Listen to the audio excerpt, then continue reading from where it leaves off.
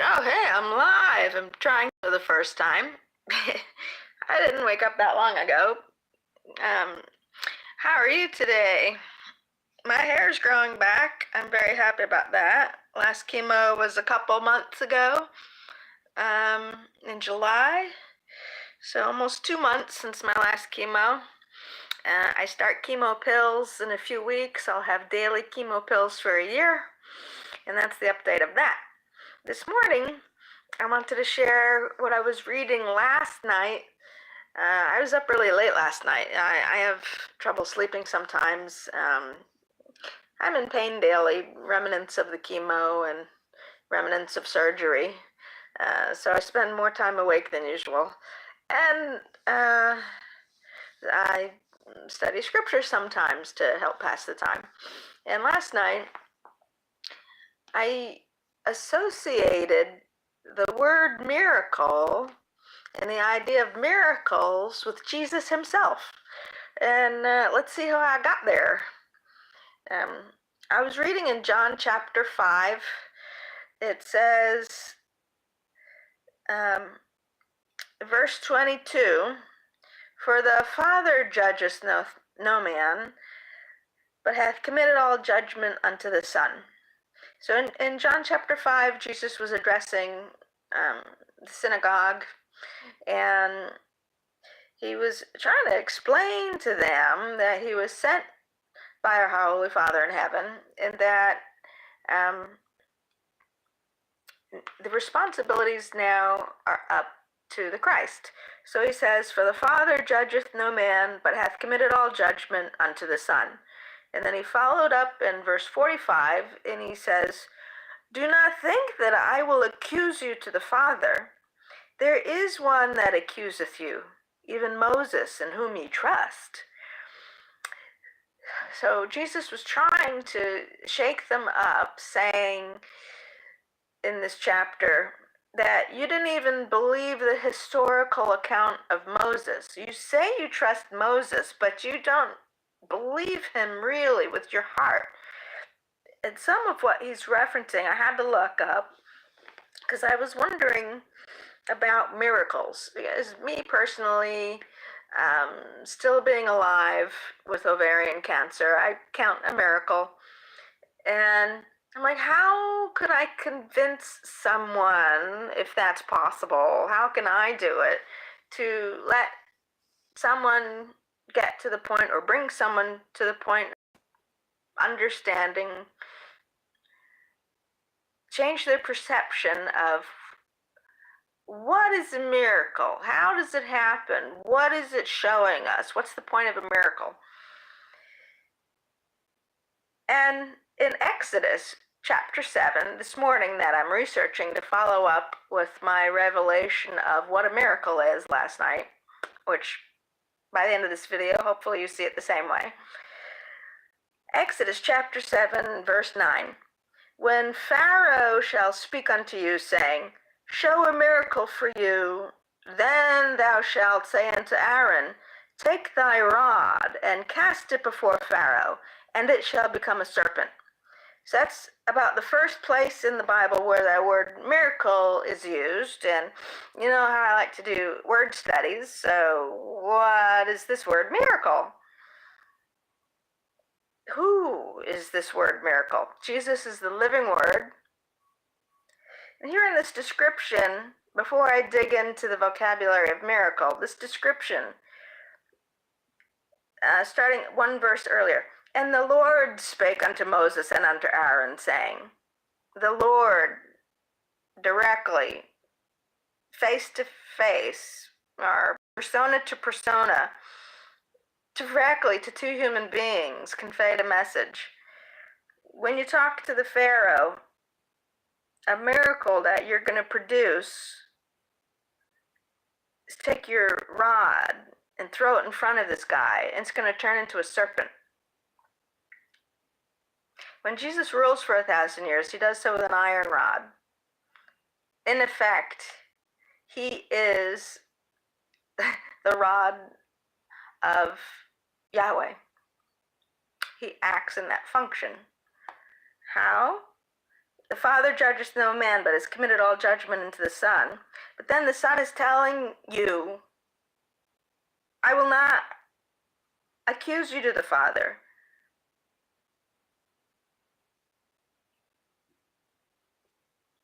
It says, do not think that I will accuse you to the Father. He said it. It's in red. All right, can you see that? Can you see that? It's in red. Do not think that I will accuse you to the Father. That's already been taken care of. We got the devil in heaven accusing you in the court up there.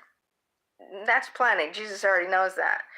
Even here on earth, he was talking to Jews saying, you love Moses, but you don't even believe what he wrote about me. You can't even accept that he told you already that I was going to show up as a miracle. So here, let's get to this word miracle.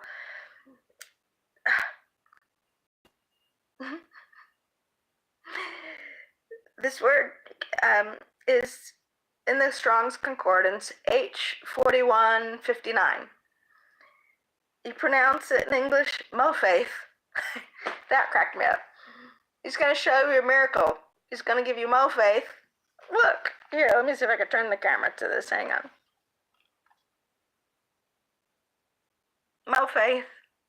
It cracks me up how to pronounce it. He's going to give you mo faith. That word, miracle, by implication, a token, an omen, a sign, a wonder, in a sense of conspicuousness, in your face, conspicuousness, mo faith. This boils back to the Hebrew Concordance designation H3302, which is Yafah, which is a primitive root, so that means we boiled back all the way, and properly, to be bright, that is by implication beautiful, fair, decked out.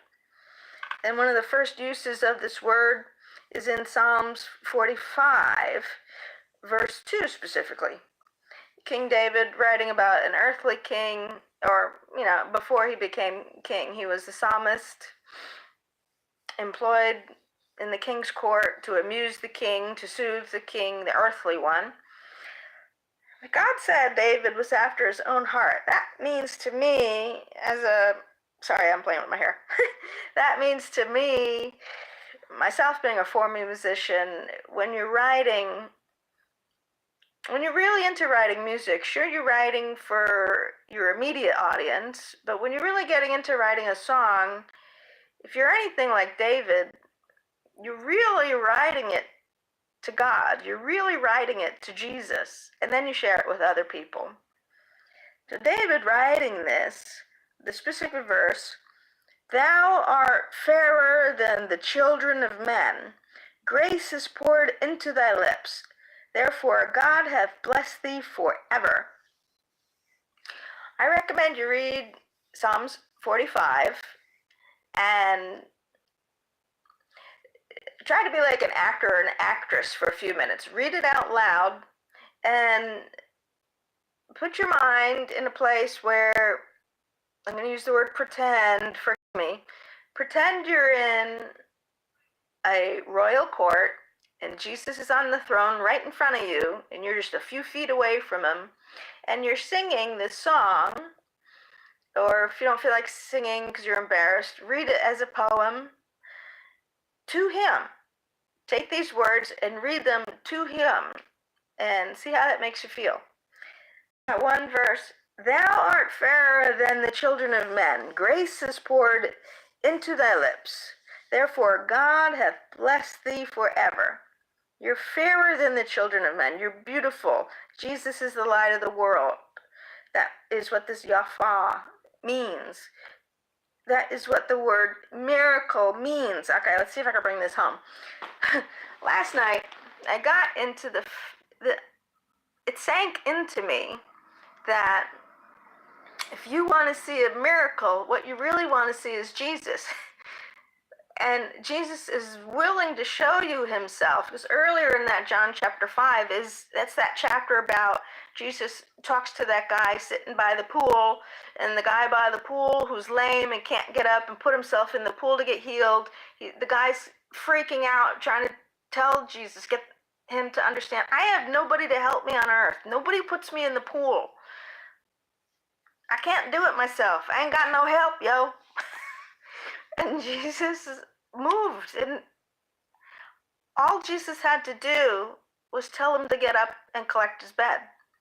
Jesus didn't have to go into an hour oratory. Jesus didn't have to run to the drugstore and buy him something. Jesus spoke a few simple words, and the guy was fixed. That's the miracle. He showed himself. He showed his heart. He put it from his lips that are blessed by God out into a verbal expression. He's the living word. He verbally expressed himself. He made sounds. He uttered a noise, and he spoke life into the man. 1 second, the guy was on the ground. 1 second later, the guy was up and grabbing his mat and running around town, showing everybody, this guy healed me. This guy fixed me with a few words. And that's the miracle. 1 second, your life is broken, and in the twinkling of an eye, it's fixed, because he shows himself to you, his light, his beauty, his countenance. What makes him him is essentially a production of an outpouring of his power. A miracle, when you want to see a miracle, what you really want to see is Jesus manifest himself, manifesting his heart, his will, his desire, which is God's same exact desire. Jesus does what his Father told him to do. An extension of Yahweh is Yeshua. And they are the same. They are like-minded. They follow through with each other. What the Father thinks the Son does, it's a flowing, unbroken link. It is the miracle, the wonder, the beauty, the light. Manifest. Immediate manifestation. That's a miracle. The immediate manifestation of the light of God, the Word of God.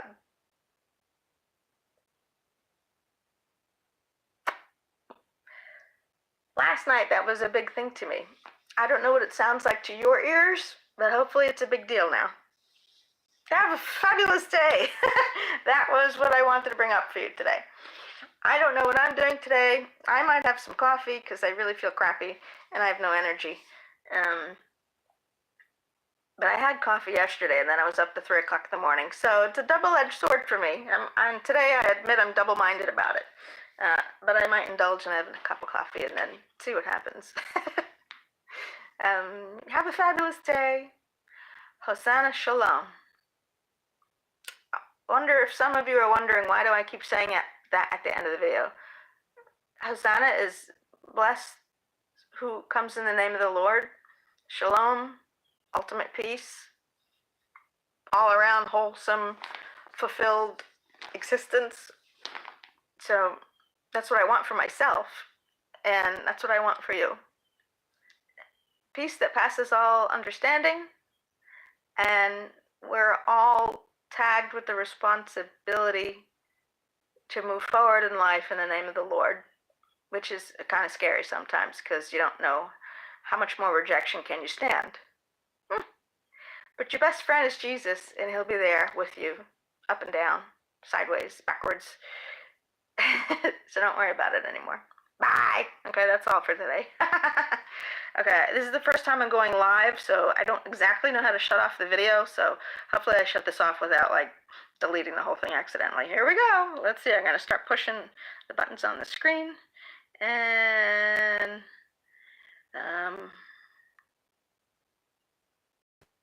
Oh boy, this is difficult. Let's see. Bear with me. This new technology, okay, is over my head finally. This stuff's over my head. I reached my maximum capacity with this stuff.